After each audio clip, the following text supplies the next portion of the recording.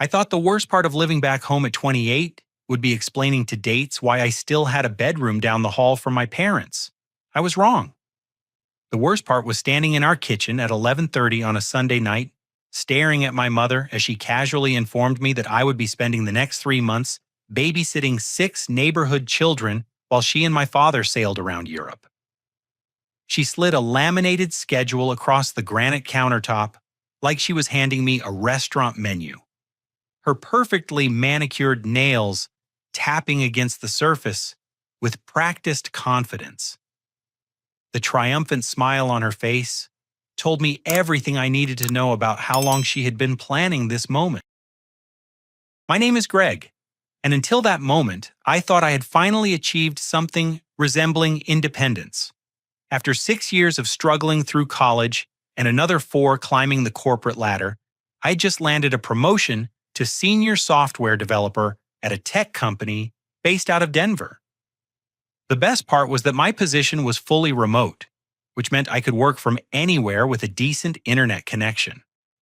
I had moved back to my childhood home in suburban Colorado temporarily while I saved up for a down payment on my own place. The arrangement seemed perfect until my parents decided to turn my career flexibility into their personal advantage. The 6 children my mother expected me to supervise ranged from barely out of diapers to nearly teenagers. Tommy was 4 years old, the kind of kid who treated every piece of furniture like a jungle gym and every quiet moment like a challenge to create chaos. Sarah and Sam were 7-year-old twins who had mastered the art of synchronized mischief, able to destroy a room in the time it took an adult to answer the phone. Jessica was 9, a quiet observer who seemed to absorb everything around her with the intensity of someone much older.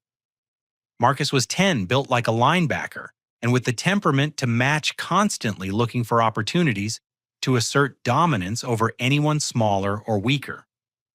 Amanda was 12, already showing signs of the entitled attitude that comes from being told you are mature for your age, while simultaneously being treated like a princess. As my mother explained their elaborate summer schedule complete with color-coded activities and emergency contact information for each family, I felt my carefully constructed adult life crumbling around me. Swimming lessons on Mondays, soccer practice, on Tuesdays, art camp, on Wednesdays, library visits on Thursdays, and playground time on Fridays. Each child had different dietary restrictions, medication schedules, and behavioral triggers that needed to be managed. The weekend schedule was even more demanding with birthday parties, family visits, and recreational activities that would require constant transportation and supervision. What made the situation truly unbearable was not just the scope of responsibility being dumped on me, but the casual way my parents assumed I would accept it. My father stood in the doorway, wearing his new cruise attire, already mentally checked out and focused on their upcoming adventure. My mother spoke about the arrangement as if it was a foregone conclusion, using phrases like, "We knew you would understand," and "family comes first." With the kind of confidence that suggested she had never considered the possibility that I might refuse. The breaking point came when I started asking questions about compensation. My mother looked genuinely puzzled when I mentioned payment, as if the idea of being financially compensated for 3 months of full-time childcare was completely foreign to her. She reminded me that I was living in their house, rent-free, eating their food, and using their utilities. According to her logic, watching the neighborhood children was simply my contribution to the household, a way of earning my keep while I saved money for my own place. That was when I decided to do some investigating. While my parents finished their packing upstairs, I started looking through the papers my mother had left on the kitchen counter. Mixed in with the emergency contact forms and daily schedules, I found something that changed everything. There were invoices and payment receipts that showed exactly how much money was involved in this summer arrangement. My parents were not doing a favor for struggling neighbors or helping out with a community childcare crisis. They were running a business, charging each family $1,500 for what they advertised as professional childcare services with a certified childcare provider. The advertisements they had placed in the neighborhood Facebook group painted me as an experienced childcare professional with a degree in child development and years of experience managing large groups of children. According to their marketing materials, I was passionate about creating enriching summer experiences for children and had specifically requested to spend my summer break working with local families. None of it was true, but the families had paid in advance based on these false qualifications.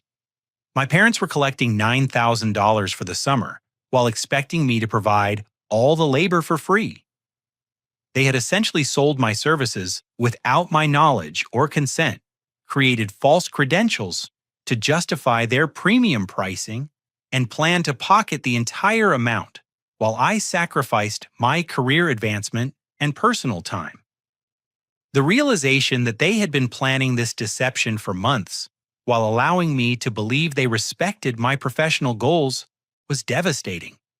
As I sat in the empty kitchen surrounded by schedules and contact forms, I felt a familiar sensation from childhood when I realized my parents had made important decisions about my life without consulting me. The difference was that this time, I was not a powerless child who had to accept their choices. I was a financially independent adult with my own resources and connections. If they wanted to play games with my life, I could play games too. I picked up my phone and called Emma, my girlfriend of 8 months, who happened to be a licensed child psychologist working for the County Family Services Department. Emma had been supportive of my decision to live with my parents temporarily, understanding the financial benefits of saving money for a house while maintaining my career momentum. She had even met my parents several times and seemed to genuinely enjoy their company, which made what I was about to tell her even more shocking. When Emma answered the phone, I could hear the concern in her voice as I explained the situation. She listened quietly as I described the financial deception, the false advertising, and the complete disregard for my consent in the arrangement. As a professional who worked with families in crisis, she immediately recognized the problematic dynamics at play. She also understood the legal implications of advertising false credentials and accepting payment for services under false pretenses. Emma suggested that we document everything before my parents left for their cruise.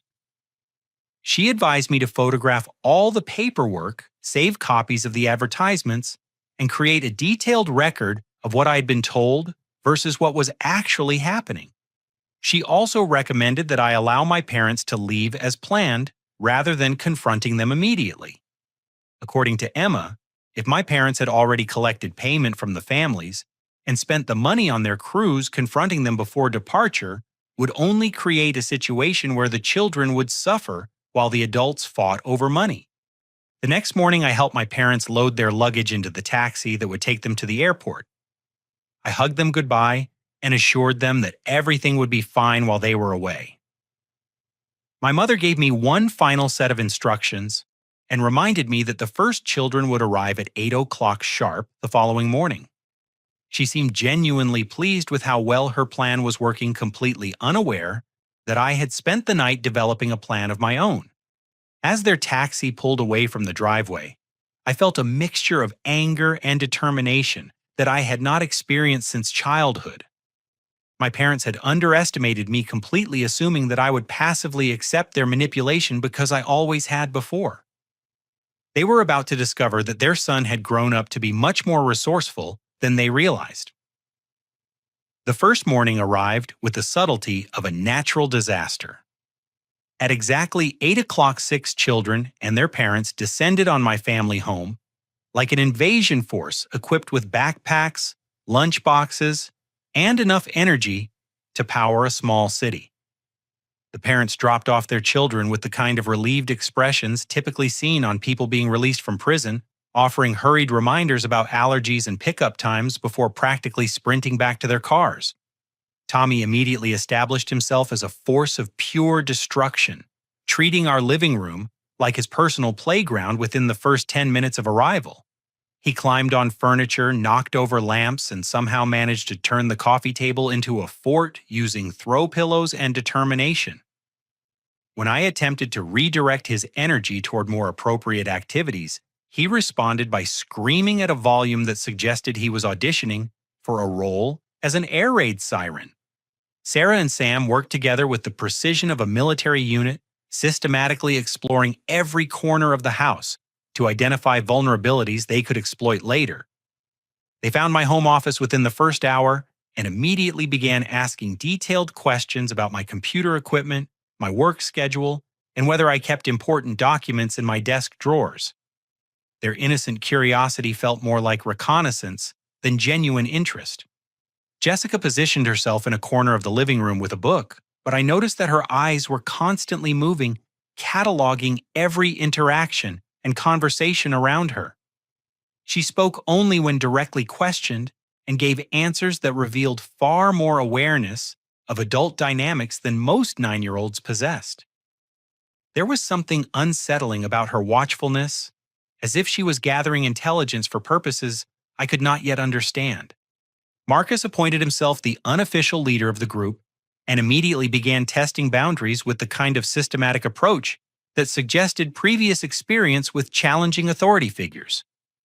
He deliberately broke small household rules, watched for my reactions, and adjusted his behavior based on what he observed. When I asked him to stop jumping on the couch, he switched to punching throw pillows.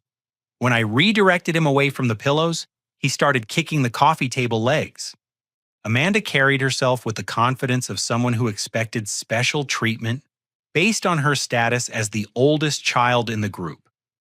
She demanded snacks that were not on the approved list, insisted on activities that were not part of the planned schedule, and spoke to me with the kind of casual disrespect that suggested she viewed me as hired help rather than an authority figure. By lunchtime on the first day, I realized that managing 6 children with vastly different personalities and energy levels was only part of the challenge. The real problem was that none of them seemed to respect my authority or take seriously any boundaries I attempted to establish. They treated my instructions like suggestions, my rules like negotiations, and my attempts at discipline like entertainment. The situation escalated dramatically on Tuesday morning when Tommy decided to conduct a scientific experiment involving the upstairs bathroom sink, 3 rolls of toilet paper, and approximately half a bottle of liquid soap. I discovered his research project when water began dripping through the kitchen ceiling directly onto the breakfast table. By the time I reached the bathroom, Tommy had created a flood that would have impressed professional water damage restoration specialists. While I was dealing with Tommy's aquatic disaster, Sarah and Sam used the distraction to explore my home office in greater detail. They managed to disconnect my computer monitors, rearrange my desk drawers, and somehow reset all my keyboard shortcuts to random combinations that made normal typing nearly impossible. When I confronted them about the unauthorized office visit, they claimed they were just trying to help me organize my workspace. The twins' sabotage of my office equipment was particularly devastating because I had important client presentations scheduled for later in the week. My remote work arrangement depended on maintaining professional standards and meeting deadlines, both of which became nearly impossible when I was spending my days cleaning up disasters and searching for missing equipment that had been mysteriously relocated throughout the house. Marcus escalated his boundary testing on Wednesday by deliberately breaking one of my mother's decorative vases during what he claimed was an accident while playing indoor soccer with a rolled-up sock. The vase had been a wedding gift that my parents displayed prominently in the living room, and its destruction felt like a deliberate challenge to my ability to maintain order in their absence. When I explained that indoor soccer was not an appropriate activity, Marcus responded by suggesting that maybe I needed to provide better entertainment options if I wanted him to avoid accidents. Jessica's role in the group dynamic became clearer as the week progressed. She rarely participated in the destructive activities directly, but she never warned me about what the other children were planning either. Instead, she watched from the sidelines with the detached interest of someone observing a social experiment. Her silence felt deliberately strategic, as if she was protecting information that might be valuable later. Amanda's challenges to my authority became more sophisticated as she realized that direct confrontation was less effective than subtle manipulation. She began questioning every decision I made, from meal choices to activity scheduling, always phrasing her objections as helpful suggestions or innocent questions. Her technique was particularly effective because it forced me to justify routine decisions while undermining my confidence in my own judgment. The parents who picked up their children each evening seemed blissfully unaware of the daily chaos their offspring had created. They asked generic questions about how the day had gone and accepted my diplomatically edited responses without much interest in details. Several parents mentioned how convenient the arrangement was for their summer plans and how grateful they were to have found such reliable childcare at reasonable rates. By Thursday, I began to suspect that the children's behavior was more coordinated than coincidental. The timing of their various disruptions seemed too well orchestrated to be random, and their ability to create maximum chaos with minimum effort suggested advanced planning. When I mentioned this observation to Emma during our nightly phone call, she encouraged me to pay closer attention to how they communicated with each other and whether there were patterns in their disruptive behavior.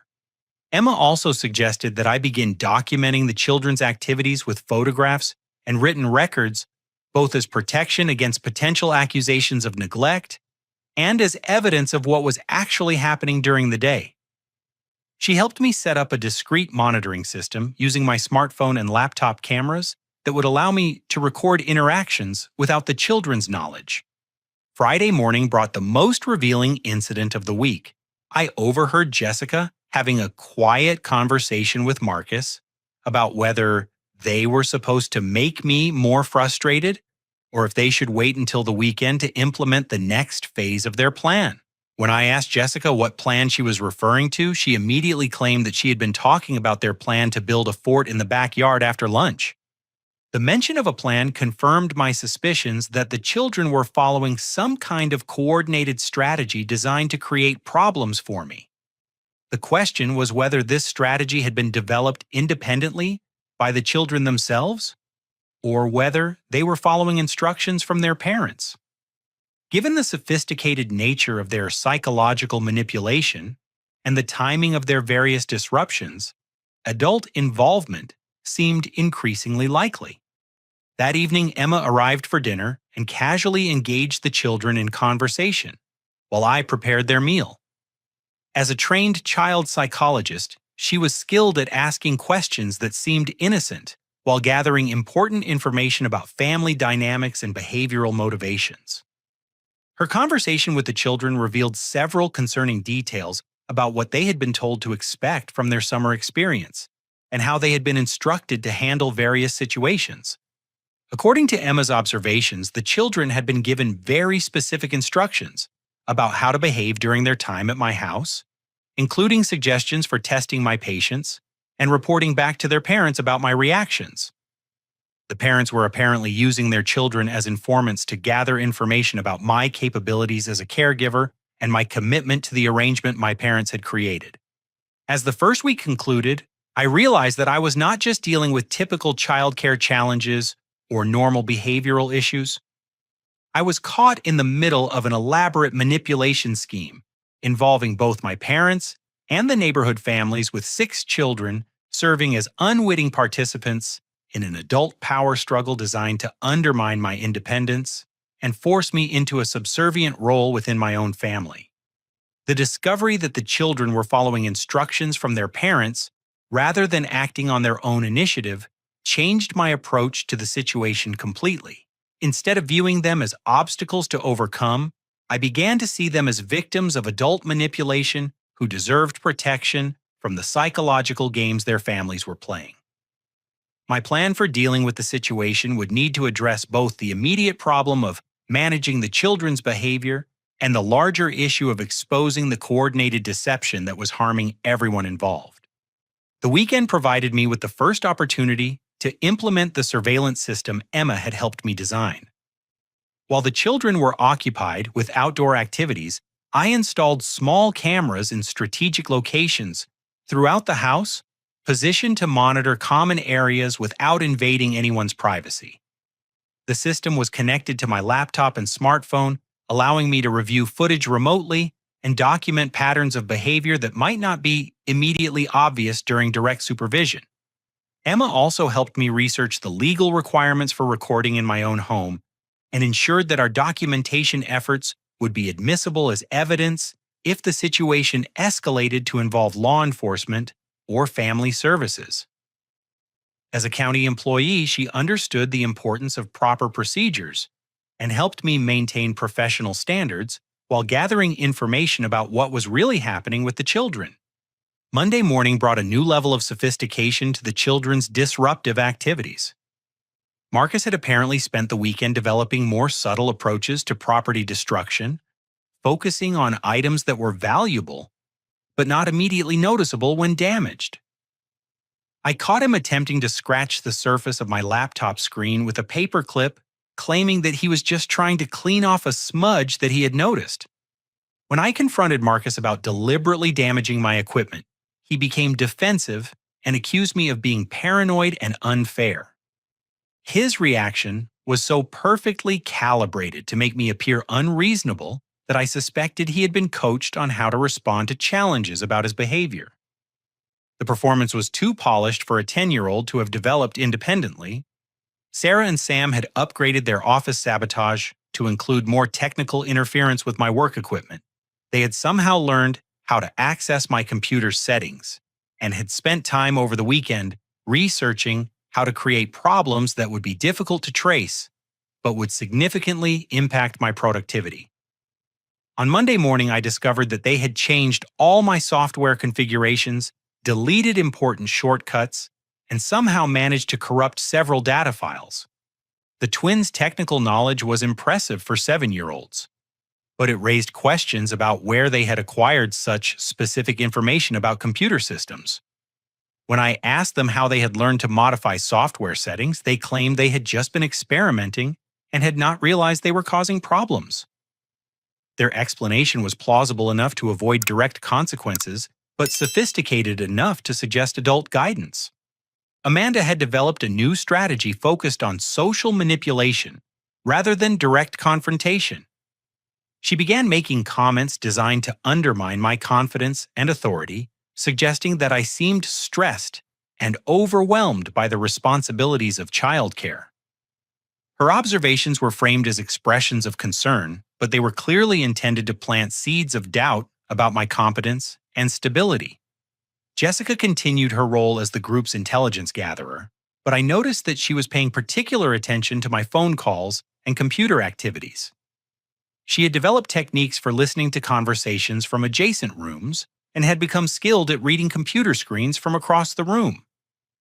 Her surveillance skills were remarkable for someone her age and suggested training that extended beyond normal childhood curiosity.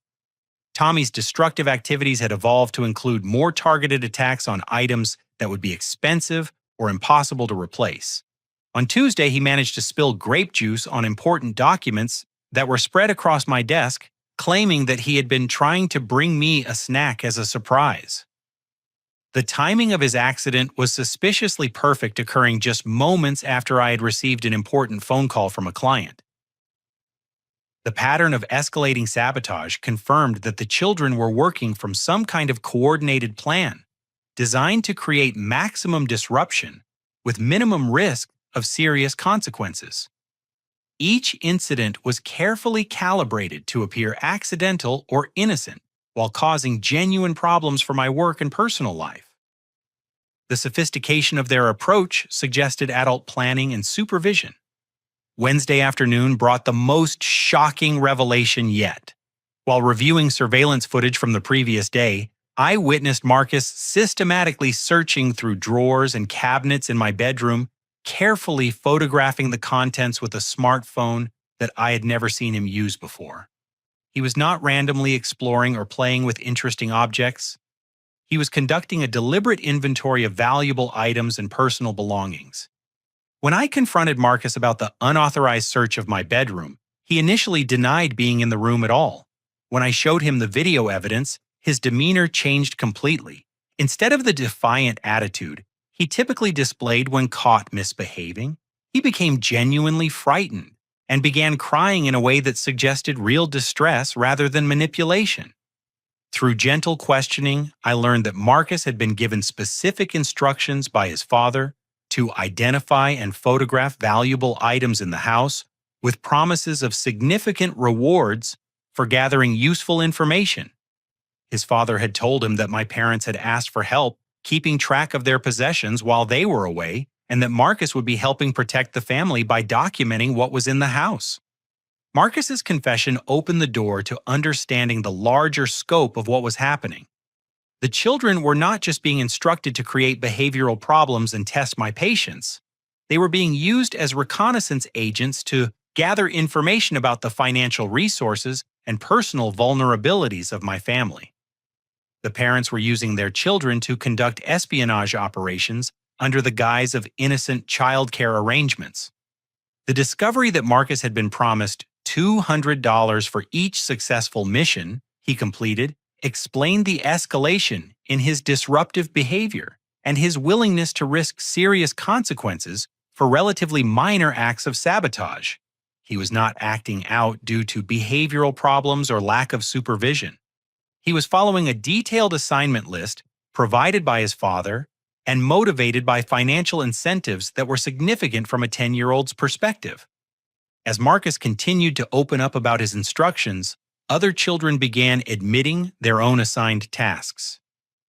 Sarah revealed that she had been told to delete any computer files that seemed related to money or business, with the explanation that she was helping protect my family's financial privacy from potential identity thieves.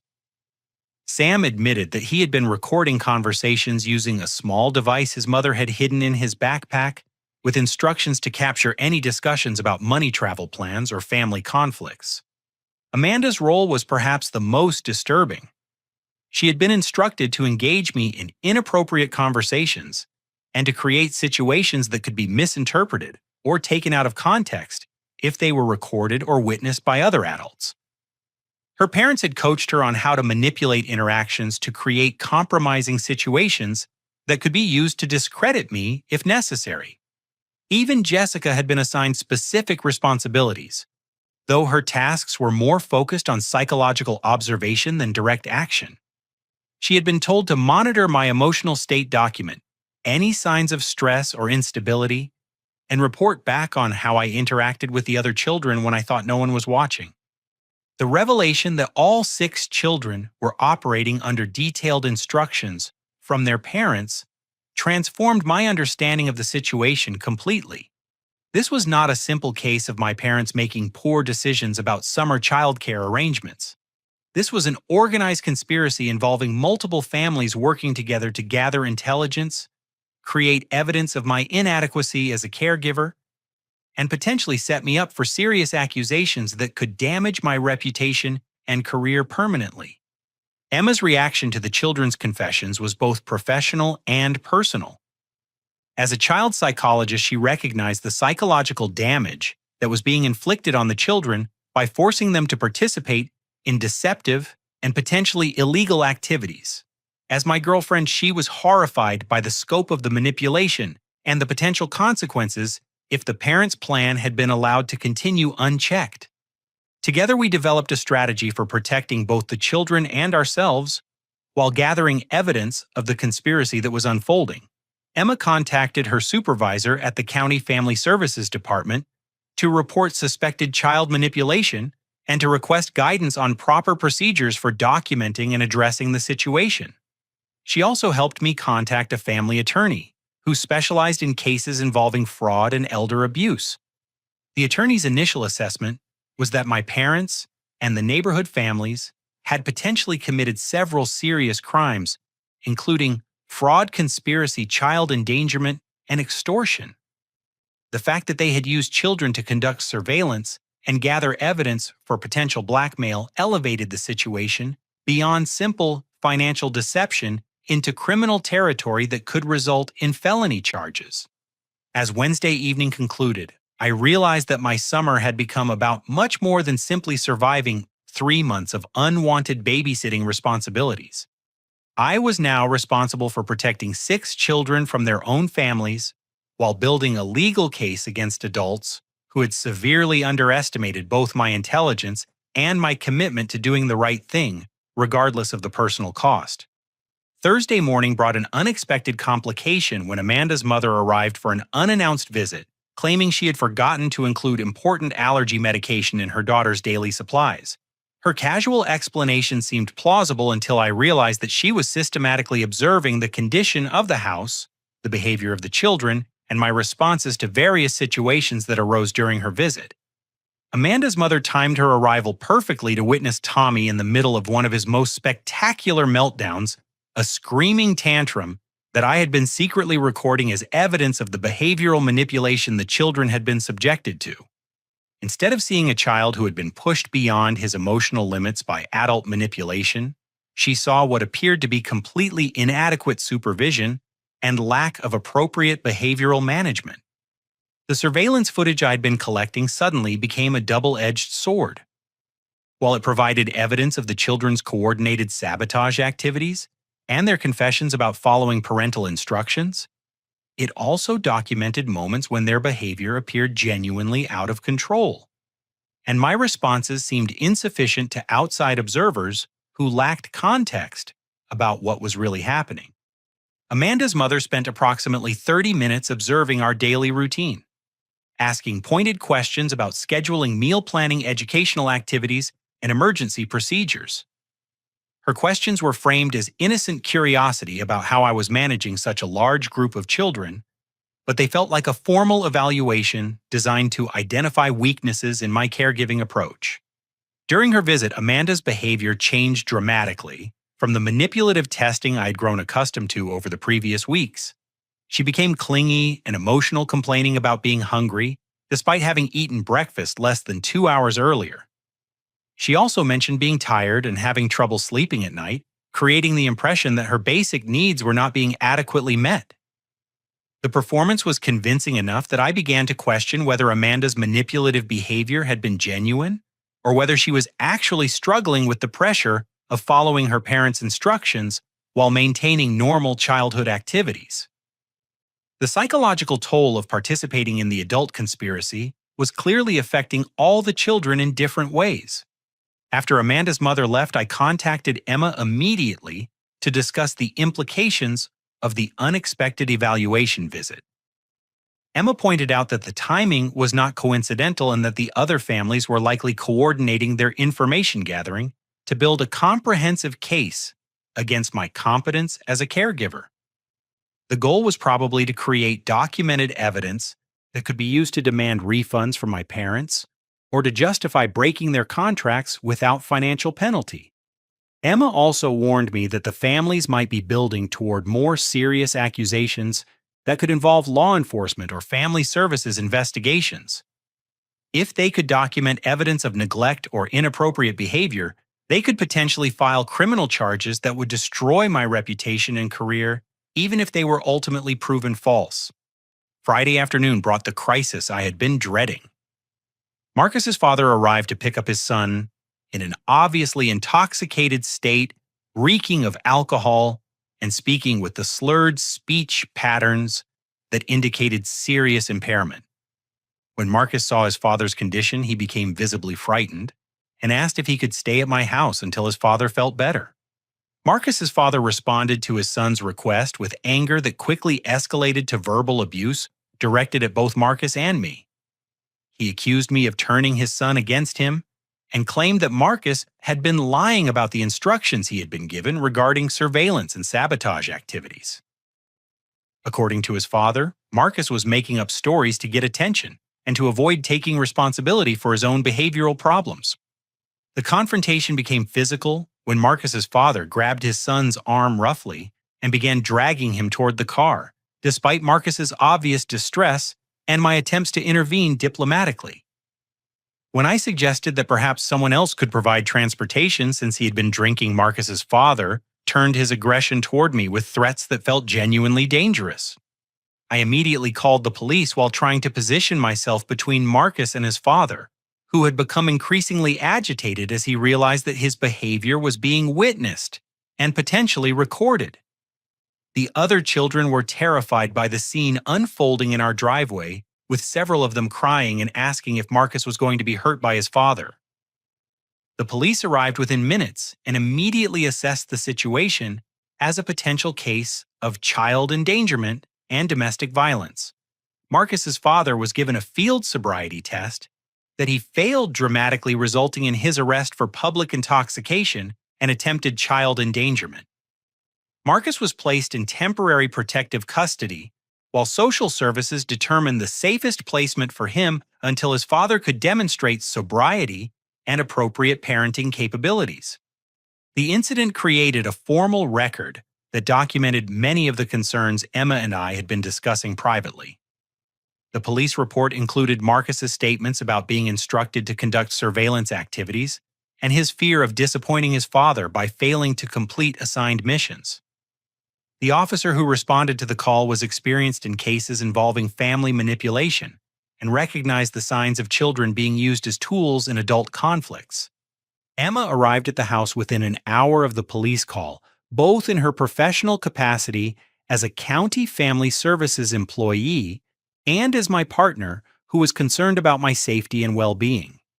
She immediately began working with the responding officers and social services personnel to ensure that Marcus was placed in a safe environment while investigations proceeded. The other families were contacted by police as part of the investigation into Marcus's situation, and their responses revealed the coordinated nature of their summer arrangement. Several parents demanded immediate return of their children and refunds of their payments, claiming that they had been deceived about the quality of supervision their children were receiving. However, the children's own statements to investigators painted a very different picture of their summer experience. Without the pressure of parental expectations and instructions, they began describing their actual feelings about the activities we had shared and their genuine appreciation for the stability and safety they had found at my house, compared to the chaos and pressure they experienced at home. Jessica in particular surprised everyone by speaking eloquently about how much she had enjoyed having a safe space to read quietly without being criticized for being antisocial or pressured to participate in activities that made her uncomfortable. She also revealed that her mother had been telling her that she was a burden on the family and that the summer arrangement was necessary because no one wanted to spend time with her during vacation. The twins admitted that they had been terrified of disappointing their parents by failing to complete their assigned sabotage missions, but they also described feeling guilty about damaging my property and disrupting my work. They had wanted to stop following their instructions after the first few days, but had been afraid of the consequences of disobedience. Tommy's emotional testimony was perhaps the most powerful evidence of what had really been happening during our summer together.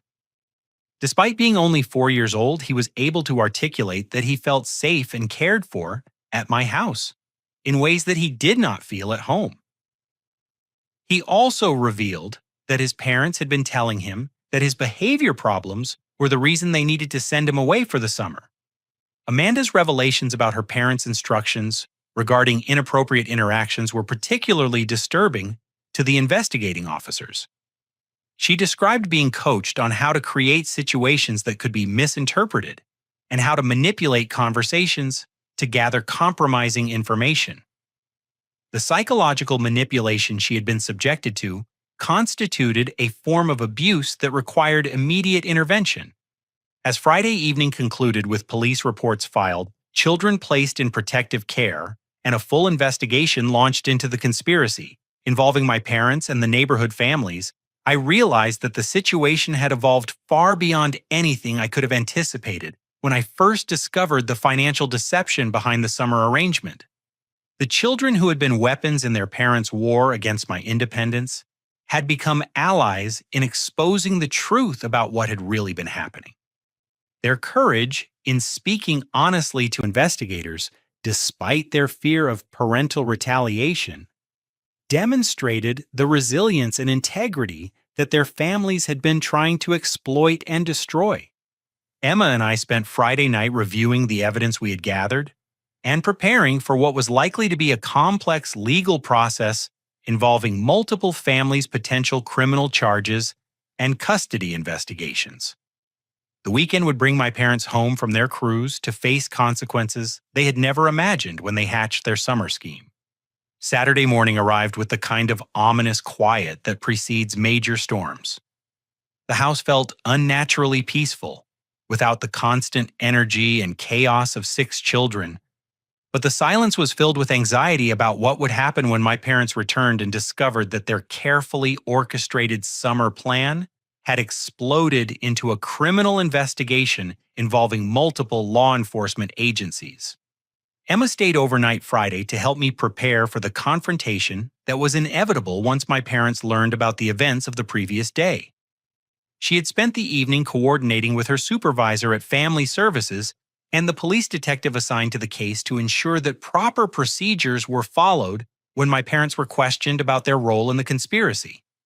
The detective had advised us that my parents would likely be arrested upon their return if they attempted to continue the summer arrangement or if they made any threats related to the investigation.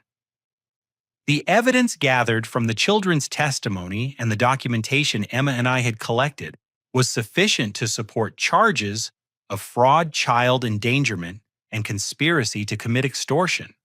Sunday afternoon brought an unexpected early return when my parents arrived home 3 days ahead of schedule, looking exhausted and angry rather than refreshed and relaxed from their European vacation. Their luggage suggested a hurried departure, and their demeanor indicated that their cruise had not concluded as planned. My father immediately demanded to know where the children were and why the house was so quiet on a Sunday afternoon when he expected to find evidence of the bustling summer program they had arranged. His expectation that everything would be proceeding according to their original plan. Despite their early return demonstrated how completely they had underestimated the complexity of the situation they had created. My mother's reaction to my explanation of recent events progressed through disbelief, denial, and anger before settling into a defensive posture that blamed everyone except herself for the problems that had developed.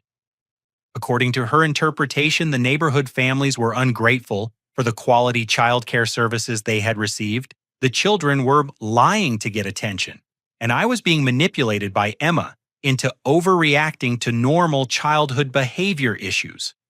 The conversation became heated when my father revealed the reason for their early return from the cruise. They had been caught cheating at casino games aboard the ship and had been asked to disembark at the nearest port with their gambling privileges permanently revoked. The money they had collected from the neighborhood families for summer childcare had been lost to poor gambling decisions and casino security investigations. The revelation that my parents had gambled away the family's payments while leaving me to deal with the consequences of their fraud was the final confirmation I needed that their summer plan had been designed from the beginning to benefit only themselves. They had never intended to use the child care payments for legitimate business expenses or to compensate me for my labor. My mother's response to learning about the police investigation was to suggest that we could still salvage the situation by claiming that the children had been making up stories and that the whole incident with Marcus's father had been a misunderstanding. She seemed genuinely confused about why I was unwilling to lie to law enforcement officers to protect the family from the consequences of their own actions. The confrontation escalated when my father threatened to evict me from the house immediately unless I cooperated with their efforts to minimize the legal consequences of the investigation. He seemed to believe that my financial dependence on their housing arrangement would force me to choose family loyalty over honesty with law enforcement. Emma's arrival during the height of the argument changed the dynamic completely. Her presence as both a county employee and a witness to the conversation meant that any threats or attempts at intimidation would be documented and could be used as evidence in the ongoing investigation. Her professional training also allowed her to recognize signs of the psychological manipulation that my parents had apparently been using against me for years. The moment that defined the entire confrontation came when Detective Rodriguez arrived with the family services caseworker who had been assigned to the case. My parents' reaction to seeing official investigators at their door was immediate panic, followed by desperate attempts to control the narrative about what had really happened during their absence.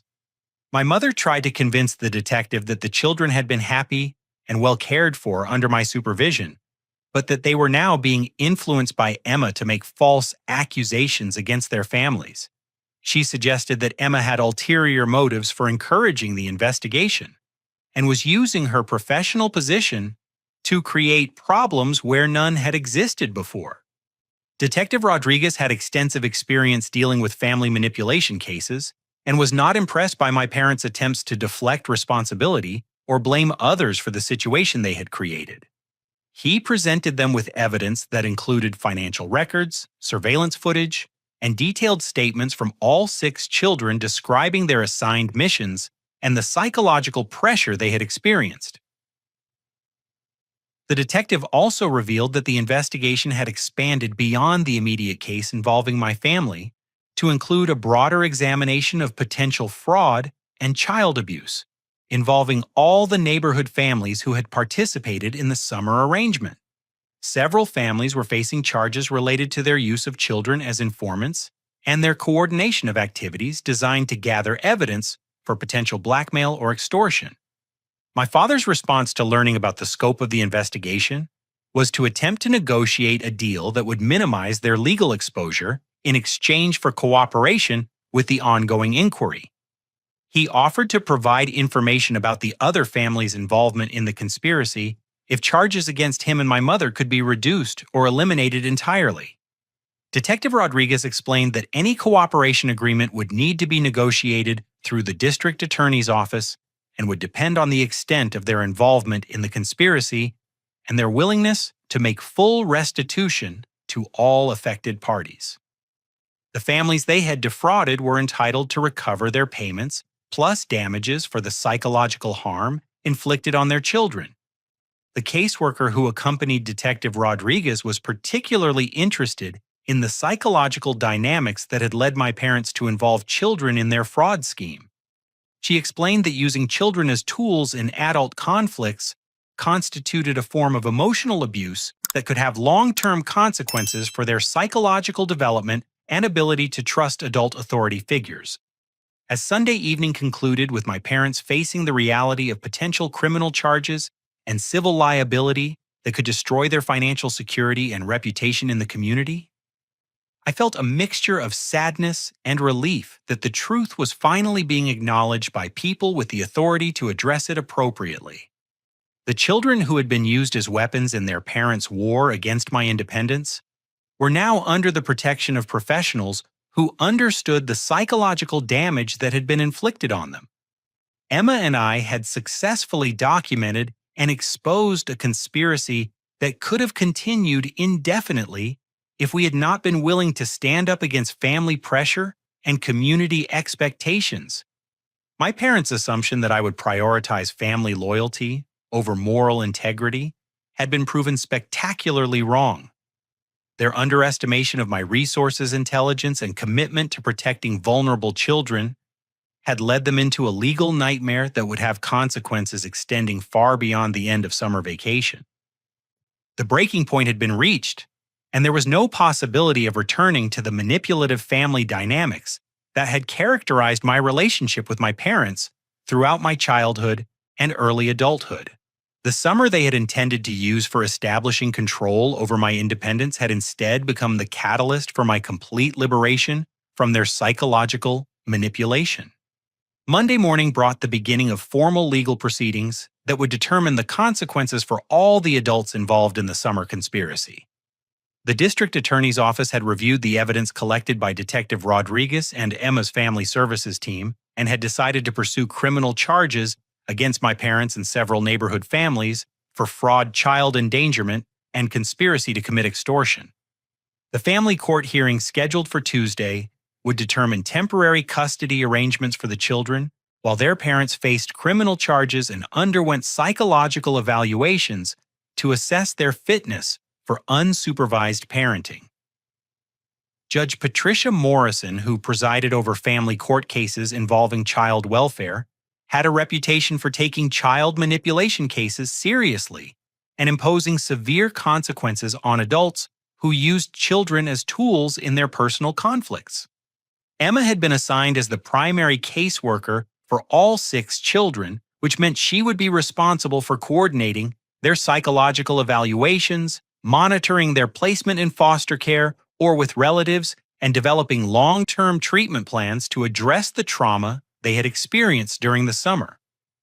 Her professional relationship with the case created some complexity for our personal relationship, but her supervisor had determined that her existing knowledge of the situation made her the most qualified person to manage the children's needs. Tuesday's court hearing provided the first opportunity for all 6 children to speak directly to Judge Morrison about their experiences during the summer and their feelings about their family situations. The judge had arranged for child advocates to be present to support the children during their testimony and to ensure that their voices were heard clearly in the legal process. Jessica was the first child to testify, and her articulate description of the psychological pressure she had experienced at home shocked everyone in the courtroom. She explained that her mother had been telling her for months that she was a social burden because of her preference for reading quietly rather than participating in group activities. The summer arrangement had been presented to Jessica as an opportunity for her to learn how to be more social and outgoing, but she had been given specific instructions to monitor my behavior and report any signs that I was becoming frustrated with her presence. Jessica's testimony revealed that she had been living with constant anxiety about disappointing her mother while simultaneously feeling guilty about the surveillance activities she had been assigned. Her description of finding genuine acceptance and safety at my house brought several people in the courtroom to tears, including Judge Morrison, who had presided over hundreds of child welfare cases during her career.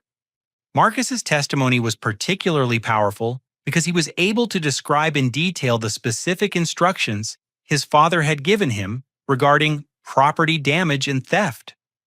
He explained that his father had promised him significant financial rewards for creating problems that would make me appear incompetent as a caregiver, with bonuses for gathering photographic evidence of valuable items in the house. Marcus also revealed that his father had been drinking heavily throughout the summer and had become increasingly angry when Marcus expressed reluctance to continue following his assigned missions. The pressure to earn his father's approval through successful completion of sabotage activities had been creating behavioral problems at home that extended far beyond the summer arrangement. Sarah and Sam testified together holding hands for emotional support as they described the fear they had felt about disappointing their parents by failing to complete their assigned computer sabotage tasks. They explained that they had been told that my work was not important and that creating problems with my equipment would teach me valuable lessons about responsibility and time management. The twins also revealed that they had been experiencing nightmares and anxiety attacks related to the guilt they felt about damaging my property and disrupting my career activities. Their testimony included heartbreaking descriptions of how much they had enjoyed the educational activities and outdoor playtime we had shared when they were not following their parents' destructive instructions. Amanda's testimony was perhaps the most disturbing because it revealed the sophisticated psychological manipulation she had been subjected to regarding interactions with adult men. Her parents had coached her on how to create situations that could be misinterpreted as inappropriate behavior on my part, with detailed instructions about conversation topics and physical positioning that could be used to support false accusations if necessary. Amanda described feeling confused and uncomfortable about the role she had been assigned, particularly because she had genuinely enjoyed many of our conversations about books, movies, and her interests in art and music. The contrast between the natural mentorship relationship that had developed and the manipulative agenda her parents had imposed had created significant psychological conflict for her. Tommy's testimony was limited due to his age, but his simple statements about feeling safe and loved at my house were powerful evidence of the positive relationships that had developed despite the adult conspiracy designed to undermine them. His description of being afraid to go home because his parents were angry about his behavior problems provided clear evidence of the emotional abuse he had been experiencing. Judge Morrison's reaction to the children's testimony was swift and decisive. She immediately ordered that all 6 children be placed in protective custody until their parents could demonstrate fitness for unsupervised parenting through successful completion of counseling programs and parenting classes. She also ordered psychological evaluations for all the parents to assess the extent of the mental health issues that had contributed to their willingness to manipulate their own children. The criminal charges against my parents and the neighborhood families were formally filed Tuesday afternoon, with bail amounts set high enough to ensure they would remain in the community to face trial, but substantial enough to reflect the seriousness of the charges. The district attorney's office indicated that plea negotiations would be possible only if all defendants were willing to make full restitution to affected parties and accept responsibility for the psychological harm inflicted on the children. My parents' reaction to the formal charges was a mixture of shock, denial, and attempts to blame everyone except themselves for the legal consequences they were facing. My mother continued to insist that the children had been happy and well cared for during the summer, and that the investigation was based on misunderstandings and exaggerations encouraged by Emma's professional bias against their family. My father focused his anger on me personally, claiming that my disloyalty and ingratitude had destroyed the family and betrayed the sacrifices they had made to provide me with opportunities for education and career advancement. His inability to acknowledge the fraud and manipulation that had precipitated the legal crisis demonstrated the depth of his psychological investment in viewing himself as the victim rather than the perpetrator. The neighborhood families' responses varied from complete denial to desperate attempts at damage control through private settlement offers. Several families approached Emma and me through their attorneys to propose financial arrangements that would compensate us for our time and expenses in exchange for our cooperation in minimizing the criminal charges against the parents. Detective Rodriguez advised us that accepting private settlements could potentially interfere with the criminal prosecution and might send the message that child manipulation and fraud were acceptable if the perpetrators were willing to pay financial penalties.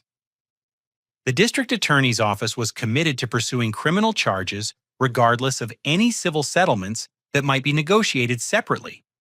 Wednesday brought news that Marcus's father had been charged with additional offenses related to his alcohol abuse and the threats he had made against me during the confrontation that led to his arrest.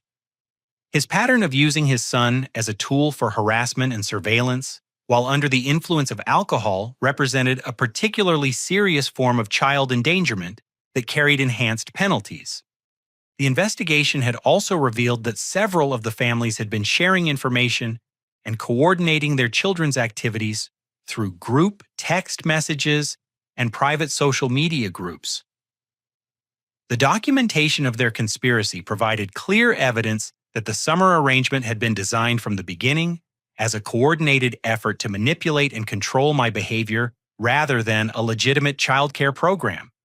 As the week concluded with all the adults facing serious legal consequences and all 6 children under the protection of family services, I felt a profound sense of relief that the truth had been fully revealed and appropriately addressed. The children who had been forced to participate in their parents' manipulation schemes were finally safe from the psychological abuse that had been disguised as normal family expectations. The courage they had shown in speaking honestly about their experiences, despite their fear of disappointing their parents, had been the key factor in exposing the full scope of the conspiracy and ensuring that justice would be served for everyone involved. 6 months later, I stood in the kitchen of my new home preparing breakfast for what had become the most unexpectedly fulfilling family arrangement of my life. The legal proceedings had concluded with plea agreements that required all the adults involved to complete extensive counseling programs, perform community service related to child welfare, and make full financial restitution for their fraud and the psychological treatment needed by their children. Jessica and Tommy had been placed in my permanent custody after their parents voluntarily surrendered their parental rights rather than face the extensive rehabilitation requirements that would have been necessary to regain custody. Both children had thrived in the stable, supportive environment that Emma and I had created, with Jessica's confidence blooming as she discovered that her love of reading and quiet reflection were valued rather than criticized. Tommy had transformed from the destructive, attention-seeking child of the summer into a curious, affectionate little boy whose energy was channeled into positive activities like building elaborate block structures and helping with simple cooking tasks.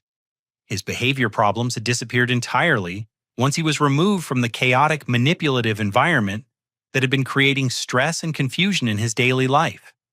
Marcus had been placed with his paternal grandmother after his father completed an intensive alcohol rehabilitation program and anger management counseling. The relationship between Marcus and me had evolved into a genuine mentorship with weekly visits that allowed him to maintain the positive connections he had formed while working through the trauma of his father's manipulation and abuse. Marcus's transformation had been the most dramatic of all the children. The aggressive, destructive behavior that had characterized his summer activities had been replaced by thoughtful, responsible conduct that reflected his natural leadership abilities. His grandmother reported that he had become protective of younger children and had developed strong moral convictions about honesty and fairness that guided his interactions with peers and adults. Sarah and Sam had been reunited with their maternal aunt after their parents completed family therapy and parenting classes designed to address the psychological dysfunction that had led them to use their children as tools in adult conflicts.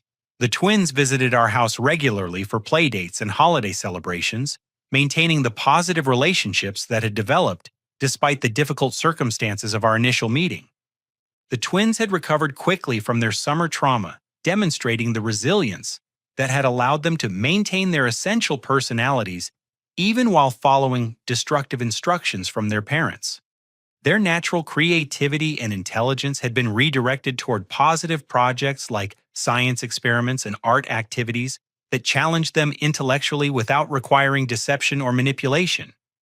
Amanda's situation had been the most complex to resolve because the psychological manipulation she had experienced was the most sophisticated and potentially damaging. She had been placed with her father's sister in another state, while her parents underwent intensive therapy to address the disturbing attitudes about gender roles and power dynamics that had led them to coach their daughter in manipulative and potentially dangerous behaviors. Amanda's recovery had been slower than the other children's, requiring specialized counseling to help her develop healthy relationship skills and appropriate boundaries with adult authority figures. Our communication was limited to occasional cards and letters, but her aunt reported that she was making steady progress in rebuilding her self-esteem and learning to trust her own judgment, rather than automatically manipulating others to get her needs met. Emma and I had gotten engaged in the fall, with our wedding planned for the following spring, when Jessica and Tommy would be able to participate as flower girl and ring bearer. Our relationship had been strengthened rather than strained by the crisis we had navigated together, demonstrating our compatibility in terms of values, problem-solving approaches, and commitment to protecting vulnerable people. Emma's professional reputation had been enhanced by her skillful management of the complex case and her ability to balance personal involvement with professional objectivity. She had been promoted to supervise other caseworkers dealing with family manipulation cases and had become a sought-after trainer for law enforcement officers and social workers, learning to recognize signs of psychological abuse involving children. My career had flourished unexpectedly as a result of the integrity I had demonstrated during the summer crisis.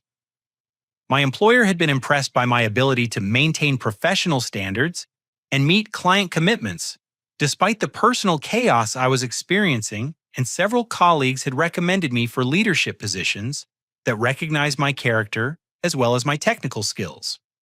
The neighborhood families had gradually rebuilt their reputations through consistent demonstration of improved parenting practices and genuine remorse for their involvement in the conspiracy.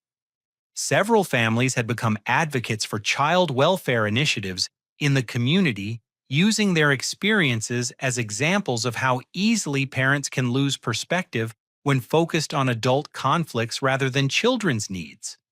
My parents had been the most resistant to acknowledging the harm they had caused and accepting responsibility for their role in creating the crisis. Their community service assignments had focused on education about elder abuse and family manipulation, forcing them to confront the reality that their behavior toward me and the neighborhood children met the legal definition of abuse regardless of their intentions. The financial restitution my parents had been required to pay had depleted their retirement savings and forced them to sell their house to meet their legal obligations. They had moved to a smaller apartment and were working part-time jobs to supplement their reduced Social Security income. The consequences they were facing were severe but proportional to the harm they had caused and the criminal behavior they had chosen. My relationship with my parents remained strained, but had evolved towards something resembling mutual respect, rather than the manipulative power dynamic that had characterized our interactions throughout my childhood and early adulthood. They had been required to participate in family therapy sessions that helped them understand how their controlling behavior had damaged our relationship and prevented my healthy development into independent adulthood.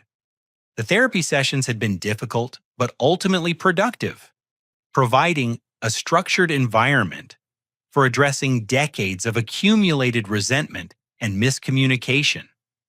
My parents had gradually come to understand that their attempts to control my life choices had been driven by their own fears and insecurities rather than genuine concern for my welfare. Christmas morning found our expanded family gathered around the tree in our living room, with Jessica reading stories to Tommy, while Marcus helped Emma prepare the holiday breakfast we would share before visiting his grandmother and the twins at their aunt's house. The scene was peaceful in ways that none of us could have imagined during the chaotic summer that had brought us together. The children had learned valuable lessons about courage, honesty, and the importance of standing up for what is right, even when it means disappointing adults who have authority over their lives. They had discovered that genuine safety and love do not require them to compromise their integrity or participate in harmful activities to earn acceptance and approval. Emma and I had learned that building a family based on choice and commitment rather than biological obligation can create bonds that are stronger and more meaningful than traditional relationships that assume love without requiring demonstration of care and respect. We had created a home environment where every person's individual needs and talents were valued and supported. As I watched Jessica help Tommy build a fortress with his new blocks while Marcus taught them engineering principles about structural stability, I reflected on how the worst summer of my life had become the foundation for the best life I could have imagined. The parents who had tried to use manipulation and control to keep me dependent had instead forced me to develop the independence and integrity that allowed me to create the family I had always wanted. The lesson that emerged from our experience was both simple and profound. Protecting people you love sometimes requires standing against those who claim to love you. And real family is built through daily choices to support and respect each other, rather than through biological connections or legal obligations. True strength comes not from the ability to control others, but from the willingness to sacrifice personal comfort and security to defend what is right. The children who had been used as weapons in their parents' war against my independence had taught me that courage can emerge from the most vulnerable places, and that justice often requires ordinary people to take extraordinary risks to protect those who cannot protect themselves. Have you ever found yourself in a situation where you had to choose between family loyalty and doing what you knew was right? The decision to stand up to people we love is never easy, but sometimes it is the only way to break cycles of manipulation and create healthier relationships for everyone involved. I would love to hear your thoughts about how you have handled family conflicts that challenged your values and principles. Thank you for taking this journey with me through one of the most challenging and ultimately rewarding periods of my life. If this story resonated with you or helped you think about your own family relationships in new ways, please consider liking this video and sharing it with others who might benefit from hearing about the power of choosing integrity over convenience. Subscribe to my channel for more stories about ordinary people finding the courage to do extraordinary things when it matters most. Remember that your voice and your choices matter more than you might realize. And sometimes the most important stand you will ever take is the one that protects someone who cannot protect themselves.